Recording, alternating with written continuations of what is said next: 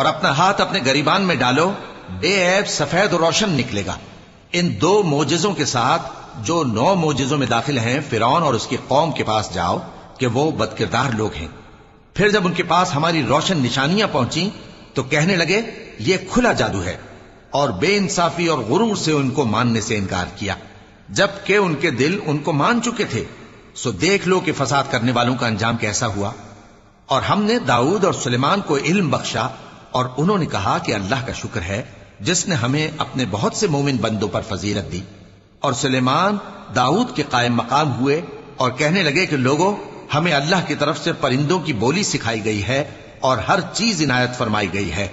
بے شک یہ اس کا خاص فضل ہے۔ اور سلیمان کے لیے جنوں اور انسانوں اور پرندوں کے لشکر جمع کیے گئے اور پھر ان کی جماعتیں بنائی گئیں، یہاں تک کہ جب چیونٹیوں کے میدان میں پہنچے تو ایک چیونٹی نے کہا کہ چیونٹیوں اپنے اپنے بلوں میں داخل ہو جاؤ، ایسا نہ ہو کہ سلیمان اور اس کے لشکر تم کو کچل ڈالیں اور ان کو خبر بھی نہ ہو۔